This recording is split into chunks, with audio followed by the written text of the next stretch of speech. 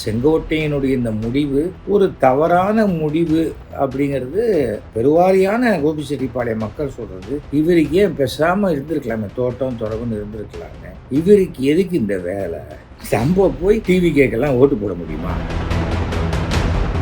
செங்கோட்டையன் பண்ண தவறு அப்படிங்கிறத விட, செங்கோட்டையன் இந்த தவறை செய்வதற்கு அவர் பாஜகவால் புஷ் பண்ணப்பட்டார் அப்படிங்கிறது தான் என்னுடைய ஒரு கருத்து. குறைந்த விலை, நிறைந்த தரம், தங்கள் தேவைகள் அனைத்தும் ஒரே இடத்தில். ஜெயச்சந்திரன். A to B உங்கள் பசியார எங்கள் ருசி பேசும். ஆச்சி ராயல் குலோப் ஜாமுன் பேக்ஸ், ஒன்று வாங்கினால் ஒன்று இலவசம். எல்லாருக்கும் வணக்கம். இன்னைக்கு மாண்புமிகு தமிழக துணை முதல்வர் திரு உதயநிதி ஸ்டாலின் அவர்களுடைய பிறந்தநாள் வாழ்த்துக்களை நான் சொல்லிக்கிறேன். அதே சமயத்தில் இன்றைக்கி இன்னொரு முக்கியமான பிரச்சனைன்னு சொல்ல மாட்டேன், அது நல்ல விஷயமா பிரச்சனையாங்கிறது சம்மந்தப்பட்டவங்களுக்கு தான் தெரியும். முன்னாள் 2 முறை டிரான்ஸ்போர்ட் மினிஸ்டராக இருந்து எம்ஜிஆர் காலத்திலிருந்து 50 ஆண்டு காலம், ஜெயலலிதா காலம் வரை, அப்புறம் இபிஎஸ் விலக்கி வைக்கும் வரை அதிமுகவில் ஒரு உண்மை விசுவாசியாக, இந்த விசுவாசிங்கிறத அண்டர்லைன் பண்ணிக்கணும், விசுவாசியாக இருந்த கோபிச்செட்டிப்பாளையத்தை தொகுதியாக கொண்டு கிட்டத்தட்ட 9 முறை எலெக்ஷனில் ஜெயிச்சிருக்காருன்னு நினைக்கிறேன் செங்கோட்டையன் அவர்கள் இன்னைக்கு தமிழ்நாட்டின் மாபெரும் தலைவர் டிவிகே விஜய் அவர்கள் கட்சியில் போய் ஒரு 50 பேரோட இணைஞ்சிருக்காரு. இல்லை நல்ல விஷயம், அதனால தான் சிரிச்சபடி சொன்னேன். ஏன் 500 பேரோட போகலையா, ஒரு 10 பஸ்ஸில் கூட வர முடியாதா அப்படின்னு கேட்குறதெல்லாம் உங்கள் விருப்பம். நான் அதெல்லாம் ஒன்றும் கேட்கல. ஒருவேளை நீங்கள் 50 பேருக்கு மேலே வரக்கூடாது, இங்கே இடம் இல்லைன்னு அந்த பிறப்பொக்கும்னு போட்டு இந்த ஆஃபீஸ் இல்லை சொல்லியிருந்தாலும் சொல்லியிருக்கலாம். இல்லை அதை பற்றி நமக்கு ஒன்றும் தெரியாது. புஷி ஆனந்த் என்ன சொல்லுறதும் நமக்கு தெரியாது. ஆனால் அரசியலில் ஒரு முக்கியமான ஒரு விஷயம் என்னன்னு சொன்னால், நாம் எப்படியாவது வாழ்ந்தால் போகிறோம் அப்படின்னு நினைக்கிறது ஒன்று, நாம் போகிற இடம் நம்மளால் எப்படி பிரயோஜனப்படும் அப்படின்னா அவங்க தானே நம்மளை கூப்பிடணும், அது வரைக்கும் நம்ம வெயிட் பண்ணுவோம் அப்படிங்கிறது ஒன்று. இல்லை 77 வயசு ஆயிடுச்சே, சாதாரணமாக எல்லா வேலையிலையுமே 60 வயசில் ரிட்டையர்மெண்ட் இருக்கும்போது இந்தியாவில், அதையும் தாண்டி ஒரு 17 வருஷம் நம்ம பொது வாழ்க்கையில் இருந்துட்டோம். நம்ம ஏகப்பட்டது சம்பாதிச்சாச்சு, காலேஜ் எல்லாம் இருக்குது. நாளைக்கு நினச்சா நம்ம காலேஜ்லேயே நம்ம முதல்வராக இல்லாமே, அதாவது பிரின்சிபல் அப்படின்னு நினச்சி, இது போகிற நமக்கு இப்போ தோட்டம் துறவு எல்லாம் இருக்குது. நம்ம ஊரில் நம்மளுக்கு மரியாதை கொடுக்குறாங்க. எப்போவுமே இப்படி தான் 2 விரலை காட்டுவோம், ரெட்டை இலை அப்படின்னாக்க எல்லாருக்கும் தெரியும். அப்படின்னு ஒரு திடீர்னு இப்படியெல்லாம் யானை சின்னத்தெல்லாம் காட்ட முடியுமா? அதெல்லாம் ஒன்று இருக்குது.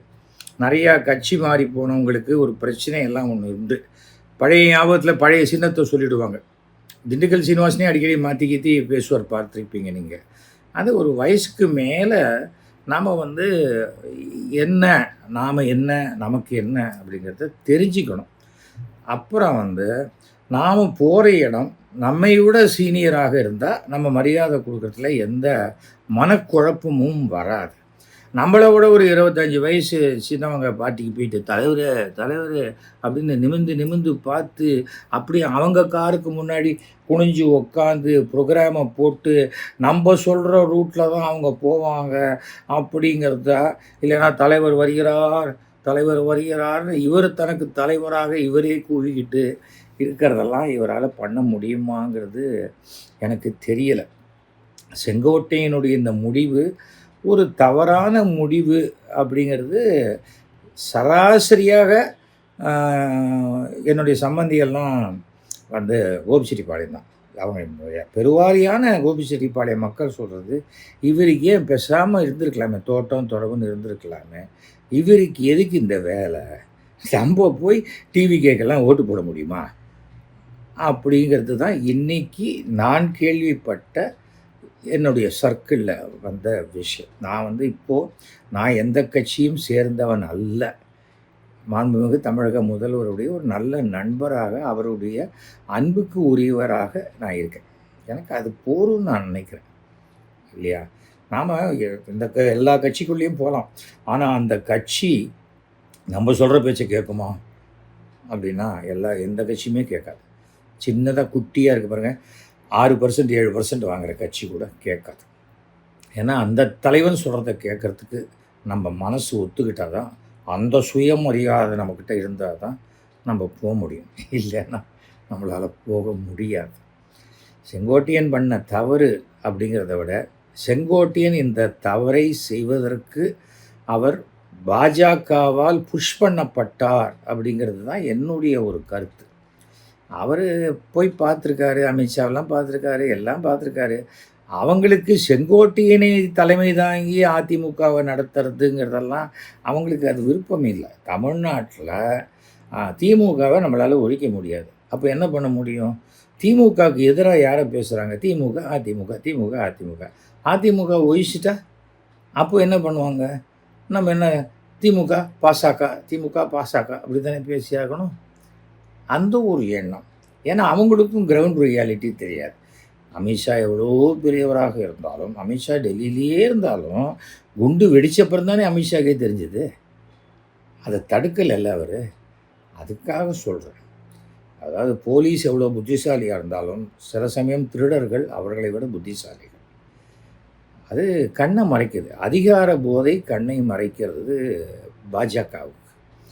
நாம் பீகார் மாதிரி நினச்சலாம். பீகார் மாதிரி படிப்பறிவு இல்லாத மாநிலம் தமிழ்நாடு இல்லை அப்படிங்கிறத அவர் கொஞ்சம் கொஞ்சமாக அவங்க புரிஞ்சிக்கிட்டு இருக்காங்க. இது ஒரு திராவிட கலாச்சாரங்கிறாங்க. என் ஆரிய கலாச்சாரம்னா அது என் வீட்டுக்குள்ளே வச்சுருப்பேன். ஆனால் நான் தமிழ்நாட்டில் இருக்கும்போது நான் திராவிட கலாச்சாரம் தான். அதானே யதார்த்தம். அதை புரிஞ்சுக்கணும். அதை புரிஞ்சிக்காம அது எப்படி சரியாக வரும்?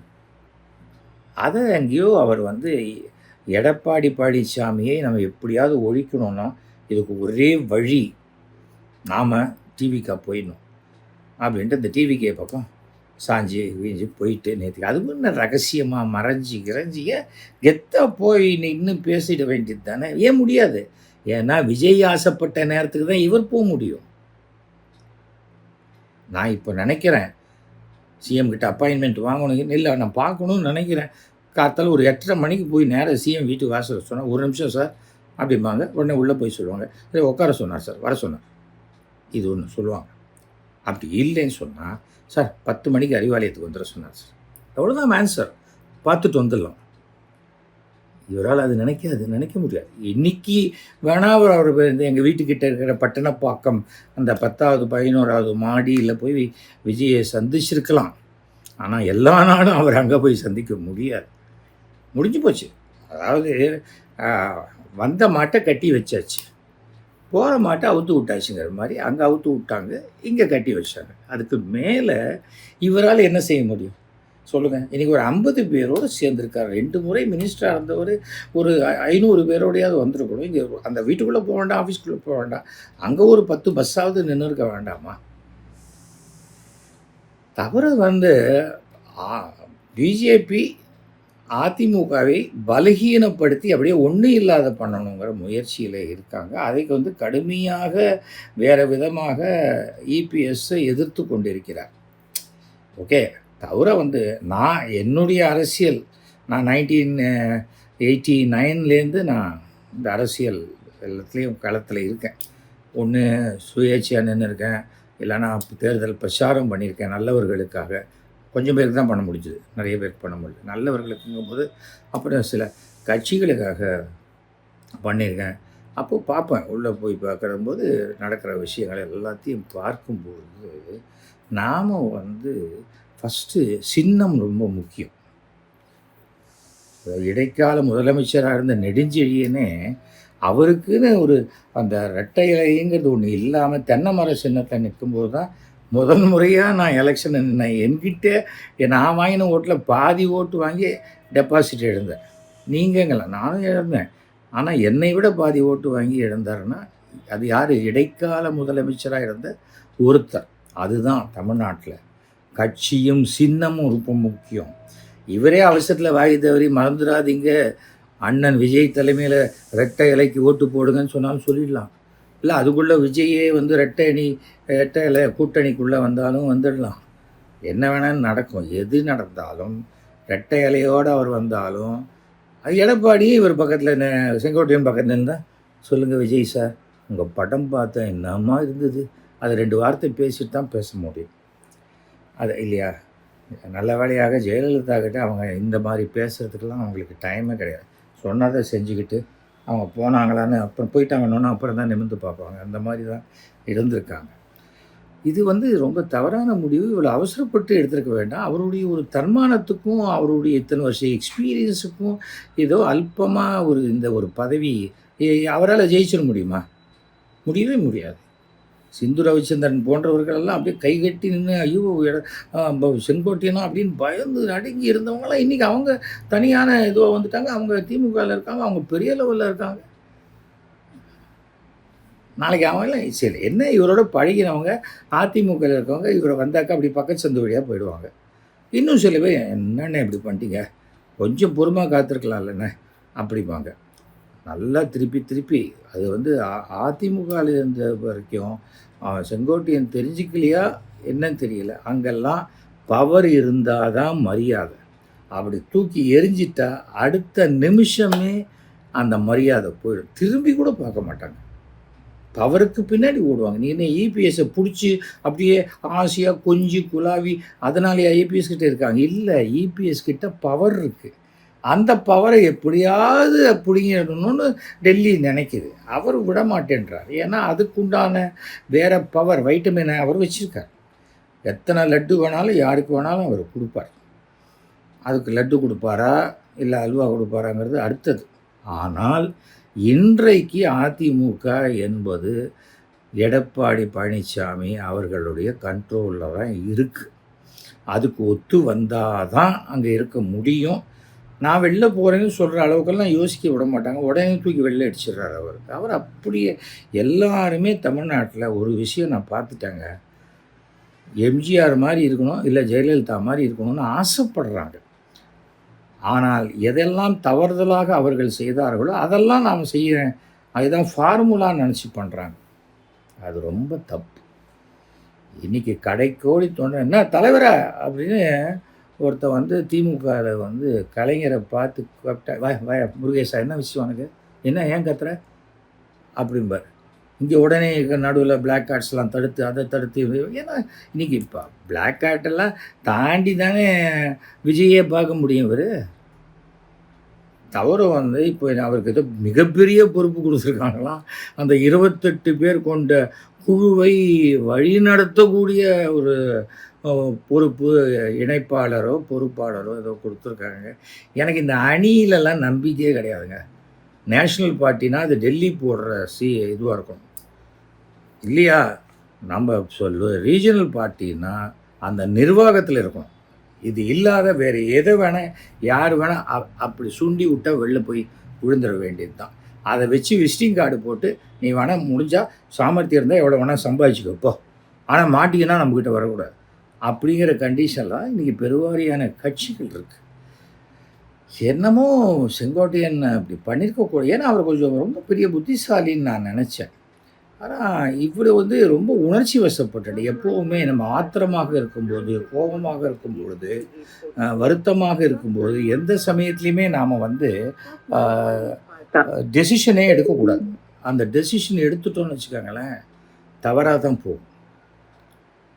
அப்படிப்பட்ட ஏதோ ஒரு டெசிஷன் தவறாக எடுத்துட்டார். வாரணாசி போகிறேன்னு சொன்னார், கடைசியில் பார்த்தா அமித்ஷாவை பார்த்துட்டு வந்தேன்னாரு.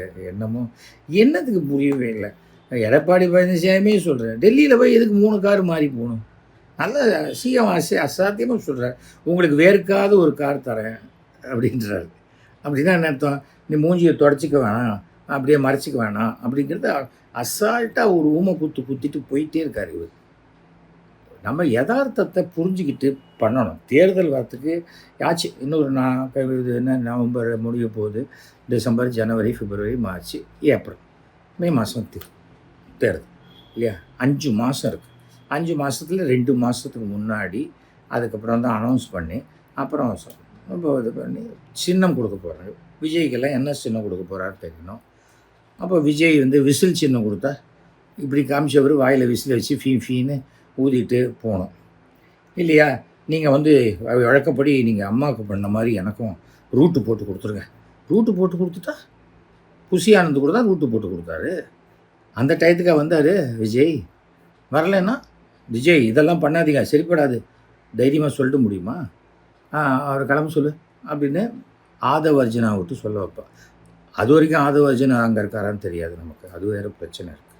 அதனால் அது ஒரு ஒன் மேன் ஷோ, ஒரு சின்ன ஒரு நபர் கம்பெனி. நாளைக்கு வந்து விஜயே இப்போ நிச்சயமாக தோற்று போயிடுவார் அந்த எலெக்ஷனில். ஆட்சி அமைக்கிறது, மினிஸ்டர் ஆகிறது, எதிர்கட்சி எல்லாம் ஒன்றுமே கிடையாது. விஜய் ஒருத்தர் ஜெயிக்கிறதுக்கு வாய்ப்பு இருக்குது. அதெல்லாம் ஒருவேளை ஆதவர்ஜனா மிகப்பெரிய பணத்தை வச்சு தன்னுடைய ஜாதிக்காரங்க இது வேறு ஏதாவது இருக்கிற தொகுதியில் கேட்டு நின்று ஜெயிக்கலாமே தவிர, இன்னும் விஜயே எம்எல்ஏ ஆகிட்டார், டெய்லி தொகுதிக்கு போயிடுவாரா? போய் பார்ப்பாரா? இல்லை அசம்பிளி போயிடுவாரா? வச்சு செய்வாங்க அசம்பிளியில். ஏன் கமலஹாசன் ரீகவுண்டிங் வேண்டான்னாரு? அதுதான் காரணம். எல்லாருக்குமே இன்னும் ஏன்னா கமலஹாசன் தோற்றது ரொம்ப சொற்ப ஓட்டுகள். புரிஞ்சுக்கணும், அரசியலை புரிஞ்சுக்காமல் நான் என்னமோ எல்லோரும் சினிமாவாது நானும் அந்த ரோல் பண்ணுறேன், நானும் அந்த ஹீரோயினோட தான் நடித்து காட்டுவேன். அதெல்லாம் சினிமாவோட சரி. அங்கே பணம் இருந்தால், நானும் அந்த பணம் இருந்தால் கூட தியேட்டருக்கு வந்த பிறகு ஜனங்க பார்த்தா தான் அது வெற்றி படம், இல்லைன்னா இல்லவே இல்லை. அதெல்லாம் புரிஞ்சுக்கணும். தவிர வந்து நம்மளுடைய செங்கோட்டையினால் நம்மளுடைய அணில் குட்டிகளெல்லாம் கண்ட்ரோல் பண்ண முடியுமா? இதை மரத்தில் ஏறாது, இறங்கிட்டேன் ப்ரோ, கம்முன்னுங்க ப்ரோ அப்படிம்பார். ஏன்னா செங்கோட்டையன் வயசுக்கும் அந்த மரத்தில் எதி குடிக்கிறானே அவனுக்கும் கிட்டத்தட்ட 60 வயசு வித்தியாசம். சும்மா இல்லாமல் தாத்தா கம்முன்னு இருக்கீங்களா அப்படின்ட்டா செங்கோட்டையன் ஐயோ நம்மளை தாத்தான்னு பப்ளிக்கில் கூப்பிட்டானே, நான் வேறு எம்எல்ஏக்கு நிற்கிறேனே அப்படிங்கிறது அவர் எவ்வளோ வேதனைப்படுவார். இதெல்லாம் யோசிக்கணும். யோசிச்சிருக்காரா இல்லையான்னு தெரியாது. அதனால் ஒரு 5 மாதம் டைம் இருக்குது. செங்கோட்டையனில் தொடர்றாரா இல்லை எனக்கு அரசியலே வேண்டாம், எனக்கு எம்ஜிஆர் கனவுல வந்து சொன்னார், அம்மாவும் கனவுல வந்து சொன்னாங்க, நம்ம கட்சியில் இருந்த நீ எங்கேயுமே போயிருக்கக்கூடாது, எங்கள் நினைவிலேயே சந்தோஷமாக விவசாயம் பார்த்துக்கிட்டு இருந்துரு அப்படின்னு ஒரு அறிக்கை விட்டாலும் விடுவதற்கு உண்டான வாய்ப்பு இருக்கிறது. இது என்னுடைய கணிப்பு. என்னை பொறுத்த வரைக்கும் ரொம்ப மானம் மரியாதையோடு நாம் இருக்கணும். நம்மளுடைய சுயமரியாதை என்றைக்கும் விட்டு கொடுக்கக்கூடாதுன்னு நினச்சா ஒரு ஸ்டேஜுக்கு பிறகு எங்கேயும் சேராமல் அனைவருக்கும் நண்பராக இருப்பது சிறந்ததுங்கிறது என்னுடைய கருத்து. நம்ம போய் ஒட்டிக்கக்கூடாது, நான் வரேன் நீங்கள் வாங்கன்னு சொல்லும்போது சார் இது மாதிரிலாம் இருக்குது இப்படி அதெல்லாம் கேட்டு தெளிவுபடுத்திட்டு போகிறது சிறப்பாக இருக்கும். அதெல்லாம் ஒன்றும் பண்ணலை. அவர் கார்த்தால வரைக்கும் குழம்பி இருக்கார். என்ன வேடிக்கைன்னா ஓபிஎஸ்ஸும் வரமாட்டார் இந்த இதில். அவருக்கு வந்து தன்னுடைய ஜாதி பலம் மிகுந்த ஓட்டுக்கள் இருக்குங்கிற நம்பிக்கை இருக்குது ஓபிஎஸ்ஸுக்கு. அதே போல் டிடிவி அவர் ரொம்ப நாளாகவே கட்சியை நடத்திக்கிட்டு இருக்காரு. அதனால் 2 பேருமே இவங்க பின்னாடி வராத பொழுது அதிமுகவை பலகீனப்படுத்தக்கூடிய ஒரு முயற்சிக்கு தன்னுடைய இத்தனை ஆண்டு கால அரசியலை செங்கோட்டையன் பலி கொடுத்து விட்டார் என்பது தான் என்னுடைய கருத்து. அனைவருக்கும் நன்றி, வணக்கம். குறைந்த விலை நிறைந்த தரம், தங்கள் தேவைகள் அனைத்தும் ஒரே இடத்தில். ஜெயச்சந்திரன். A to B உங்கள் பசியார எங்கள் ருசி பேசும். ஆச்சி ராயல் குலோப் ஜாமுன் பேக்ஸ் 1 வாங்கினால் 1 இலவசம்.